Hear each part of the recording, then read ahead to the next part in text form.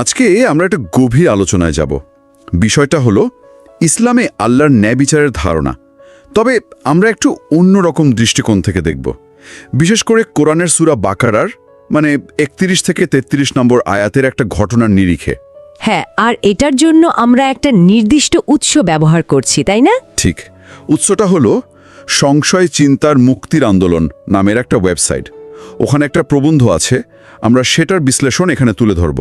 আচ্ছা, আমাদের আজকের কাজটা হলো এই উৎস ঠিক কি বলতে চাইছে সেটা বোঝা, আল্লাহর ন্যায় বিচার নিয়ে ওরা কি প্রশ্ন তুলেছে, কোরআনের ওই ঘটনাটাকে কিভাবে দেখছে, আর ওদের যুক্তিগুলো কি কি সেগুলো নিশ্চয়ই আমরা আলোচনা করব। একদম। তবে একটা বিষয় পরিষ্কার করা দরকার, আমরা কিন্তু শুধু উৎসের বক্তব্যটা তুলে ধরছি, তাদের যুক্তি, তাদের বিশ্লেষণ। আমরা নিজেরা কোনো মতামত দিচ্ছি না এখানে। ঠিক আছে, তাহলে শুরু করা যাক। আচ্ছা, সাধারণভাবে আমরা ইসলামে কি জানি? আল্লাহ হলেন পরম ন্যায় বিচারক, আদিল। তিনি সবকিছু জানেন, পারেন, আর তার সব কাজ নিখুঁত ন্যায় বিচারে পূর্ণ। এটাই তো মূল বিশ্বাস। হ্যাঁ, এটাই তো একেবারে মৌলিক ধারণা। কিন্তু আজকের উৎসটা কোরআনেরই একটা ঘটনা সামনে আনছে, যেটা এই ধারণার সাথে একটা আপাত সংঘাত তৈরি করছে বলে তারা মনে করে। কোন ঘটনাটার কথা বলা হচ্ছে? ওই যে আদম আর ফেরেশতাদের মধ্যে একটা জ্ঞান পরীক্ষার মতো হয়েছিল, সেই ঘটনাটা। ও আচ্ছা আচ্ছা, সূরা বাকারার 31 থেকে 33 নম্বর আয়াত, তাই তো? হ্যাঁ, একদম। উৎস যেভাবে বর্ণনা করেছে, ঘটনাটা হলো আল্লাহ প্রথমে আদমকে সবকিছুর নাম বা পরিচিতি শেখালেন। সবকিছুর নাম? হ্যাঁ, আয়াতে সব নাম আসমা আকুল্লুহা বলা হয়েছে। উৎস এটাকে সমস্ত বস্তুর নাম বা জ্ঞান হিসাবে ধরেছে। তো এই নামগুলো শেখানোর পর আল্লাহ ওই বস্তুগুলো ফেরেশতাদের সামনে আনলেন। এনে তারপর ফেরেশতাদের চ্যালেঞ্জ করলেন, বললেন যে তোমরা যদি সত্যবাদী হও তাহলে এই জিনিসগুলোর নাম বলো। কিন্তু উৎস এখানে একটা জরুরি পয়েন্ট তুলে ধরেছে। কি সেটা? যে ফেরেশতাদের কিন্তু এই নামগুলো আগে শেখানো হয়নি, জ্ঞানটা শুধু আদমকেই দেওয়া হয়েছিল। ও, এটা তো আসলেই একটা অদ্ভুত পরিস্থিতি তৈরি করে। আচ্ছা, আয়াতগুলোতে ঠিক কি লেখা আছে? উৎস নিশ্চয়ই সরাসরি উল্লেখ করেছে। হ্যাঁ, অবশ্যই। 31 নম্বর আয়াতে বলা হচ্ছে, আর আল্লাহ আদমকে যাবতীয় নাম শিক্ষা দিলেন, তারপর সেসব ফেরেশতাদের সামনে উপস্থাপন করলেন এবং বললেন, এ বস্তুগুলোর নাম আমাকে বলে দাও যদি তোমরা সত্যবাদী হও। যদি তোমরা সত্যবাদী হও, এই শর্তটা এখানে আসছে। হ্যাঁ, এরপর 32 নম্বর আয়াতে ফেরেশতারা উত্তর দিচ্ছে। তারা বলছে, আপনি পবিত্র, মহান, আপনি আমাদেরকে যা শিক্ষা দিয়েছেন তাছাড়া আমাদের তো কোনো জ্ঞানই নেই, নিশ্চয়ই আপনিই সর্বজ্ঞ, প্রজ্ঞাময়। তার তারা সরাসরি স্বীকার করছে যে তাদের ওই বিষয়ে জ্ঞান নেই, যা শেখানো হয়েছে তার বাইরে তারা কিছু জানে না। একদম স্পষ্টভাবে বলছে। এটাই উৎসের ব্যাখ্যার জন্য খুব গুরুত্বপূর্ণ একটা জায়গা। বুঝলাম। এরপর কি হলো 33 নম্বর আয়াতে? এরপর আল্লাহ আদমকে বললেন নামগুলো বলে দিতে। আদম যখন সেগুলো বলে দিলেন, তখন আল্লাহ ফেরেশতাদের দিকে ফিরে বললেন, আমি কি তোমাদের বলিনি যে আসমানসমূহ ও জমিনের গায়েব সম্বন্ধে আমি অবশ্যই অবগত, এবং তোমরা যা প্রকাশ করো ও যা গোপন করো তাও আমি জানি। আচ্ছা, এখানেই ঘটনাটা শেষ? হ্যাঁ, উৎস ঘটনাটা এখানেই শেষ করেছে এবং তাদের বিশ্লেষণ শুরু করেছে। আর এই জায়গাতেই উৎস তাদের মূল প্রশ্নটা তুলেছে। তাদের আপত্তিটা ঠিক কি নিয়ে? ঠিক তাই, উৎস সরাসরি প্রশ্ন তুলছে এই পুরো পরীক্ষাটার ন্যায্যতা নিয়ে। এটা কেমন পরীক্ষা হলো? একজনকে সব শিখিয়ে দেওয়া হলো, অন্যদের কিছুই শেখানো হলো না, অথচ প্রশ্ন করা হলো একই, আবার সত্যবাদী হওয়ার চ্যালেঞ্জও দেওয়া হলো। উৎস এটাকে খুবই কড়া ভাষায় সমালোচনা করেছে। তাদের প্রবন্ধে এটাকে সম্পূর্ণ অবিচার বলা হয়েছে। অবিচার? হ্যাঁ, শুধু তাই না, আরও বলেছে নির্লজ্জ ফাজলামি এবং পক্ষপাত দুষ্ট শিক্ষাদান ব্যবস্থা। এই শব্দগুলো কিন্তু উৎসের নিজেরই ব্যবহার করা। বেশ কঠোর ভাষা ব্যবহার করেছে দেখছি উৎসটি।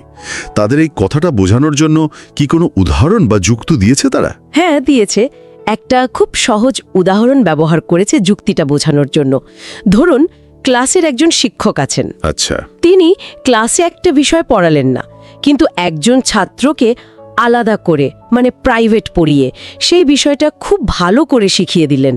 আচ্ছা, শুধু একজনকে? হ্যাঁ, শুধু একজনকে, বাকিদের কিছুই শেখালেন না ওই বিষয়ে। এরপর পরীক্ষার দিন তিনি প্রশ্ন করলেন ঠিক ওই বিষয়টা থেকে, যেটা শুধু ওই একজন ছাত্রই জানে। তাহলে তো ফলাফল যা হওয়ার তাই হবে, ওই একজনই পাশ করবে বা ভালো করবে। একদম, বাকিরা তো পারবে না, কারণ তারা তো শেখেইনি। উৎস বলছে কোরআনের এই ঘটনাটাও নাকি ঠিক এই রকম। একদিকে আদমকে জ্ঞান দেওয়া হলো, ফেরেশতাদের দেওয়া হলো না, তারপর সেই জ্ঞানের ভিত্তিতেই পরীক্ষা নেওয়া হলো। তার মানে জ্ঞান বিতরণে একটা অসমতা। হ্যাঁ, অসমতা, আর সেই অসমতার উপর ভিত্তি করেই পরীক্ষা। উৎসের মূল আপত্তিটা এখানেই। তারা মনে করে এটা ন্যায় বিচারের একেবারে উল্টো। তাহলে উৎসের বিশ্লেষণ যদি আমরা ধরি, এটা তো আল্লাহর ন্যায় বিচারের যে প্রচলিত ধারণা, মানে তিনি যে পরম ন্যায়পরায়ণ, সেটার সাথে সরাসরি একটা সংঘাত তৈরি করছে। ঠিক, উৎস ঠিক এই সংঘাতটার কথাই বলছে। কিভাবে ব্যাখ্যা করছে তারা এই সংঘাতটা? তারা আবার ওই ফেরেশতাদের উত্তরের দিকে দৃষ্টি আকর্ষণ করছে। ওই যে, আপনি আমাদেরকে যা শিক্ষা দিয়েছেন তাছাড়া আমাদের কোনো জ্ঞানই নেই। হ্যাঁ, ওই উত্তরটা। উৎসের ব্যাখ্যা হলো এ উত্তরে ফেরেশতাদের একরকম অসহায়ত্ব ফুটে উঠছে। তারা যেন বলছে যা শেখানোই হয়নি তা নিয়ে প্রশ্ন করা হচ্ছে কেন। উৎস এখানে প্রশ্ন তুলছে, এই পুরো ব্যাপারটা কি আসলেই ন্যায় বিচার, নাকি এটা শুধু আল্লাহর ক্ষমতা দেখানো?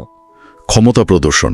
হ্যাঁ, উৎস মনে করছে এই ঘটনায় আল্লাহকে একজন নিরপেক্ষ বিচারক হিসেবে পাওয়া যাচ্ছে না, বরং তাদের ভাষায় তাকে অনেকটা স্বেচ্ছাচারী শাসকের মতো লাগছে। স্বেচ্ছাচারী শাসক? হ্যাঁ, মানে যিনি নিজের মর্জিমাফিক নিয়ম বানান, একজনকে জ্ঞান দেন আরেকজনকে দেন না, তারপর একটা অসম প্রতিযোগিতার মাধ্যমে একজনকে শ্রেষ্ঠ প্রমাণ করেন।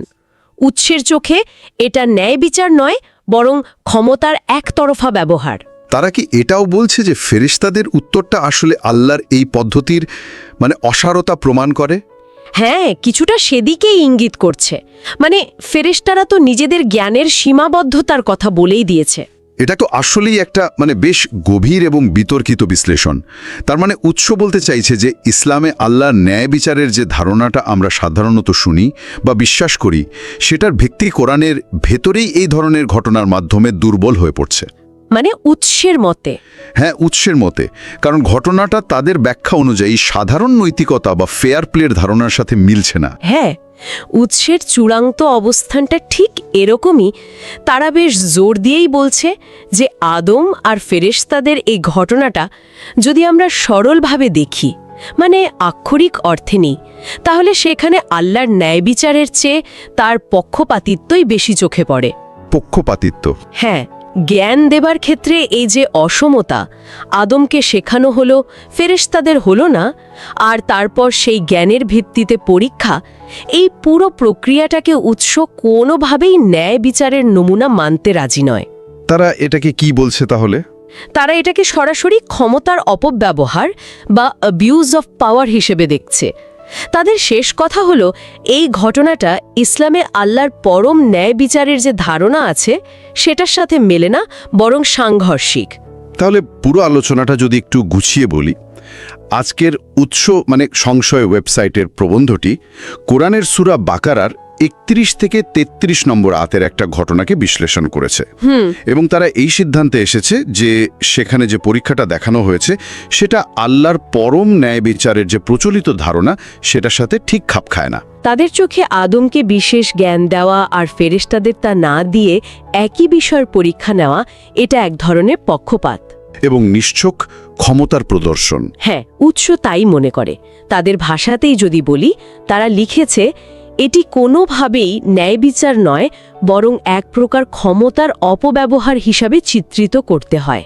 আবারও মনে করিয়ে দিই, এই বিশ্লেষণ এবং মতামত কিন্তু সম্পূর্ণ ওই উৎসটির, আমরা কেবল সেটা তুলে ধরলাম। একদম। আর এই আলোচনা থেকে কিন্তু একটা গভীর চিন্তার বিষয় উঠে আসে, তাই না? যেমন ধরুন, যদি কোনো ধর্মগ্রন্থের মূল টেক্সট থেকেই এই ধরনের ব্যাখ্যা উঠে আসার সুযোগ থাকে, যেমনটা এই উৎস করেছে, যেখানে ঈশ্বরের কিছু মৌলিক গুণ, যেমন এখানে ন্যায় বিচার, সেটা প্রশ্নের মুখে পড়ে, তাহলে বিশ্বাস, যুক্তি আর ঈশ্বরের স্বরূপ বোঝার মধ্যে সম্পর্কটা ঠিক কেমন দাঁড়ায়? মানে যখন কোনো ধর্মগ্রন্থের কোনো অংশ কারো কাছে আপাত দৃষ্টিতে স্ববিরোধী মনে হয় বা নৈতিকভাবে প্রশ্নবিদ্ধ মনে হয়, তখন বিশ্বাসীরা সেটাকে কিভাবে দেখেন? কিভাবে তারা তাদের বিশ্বাসের সাথে মেলান? হ্যাঁ, তারা কি আক্ষরিক ব্যাখ্যা বাদ দিয়ে অন্য কোনো মানে খোঁজেন, রূপক অর্থে নেন, নাকি অন্য কোনো ধর্মতাত্ত্বিক ব্যাখ্যা থাকে? অথবা এই ধরনের বিশ্লেষণগুলো কি মানুষকে তাদের ধর্মগ্রন্থ, ঈশ্বর আর বিশ্বাসের ভিত্তি নিয়ে নতুন করে ভাবতে, আরও ক্রিটিক্যালি বা সমালোচনামূলক দৃষ্টিতে দেখতে উৎসাহিত করে? ঠিক, এই প্রশ্নগুলো কিন্তু থেকেই যায়। এগুলোর উত্তর হয়তো এক কথায় দেওয়া সম্ভব না। এগুলো আরও গভীর অনুসন্ধান, ব্যক্তিগত চিন্তা আর উপলব্ধির বিষয়।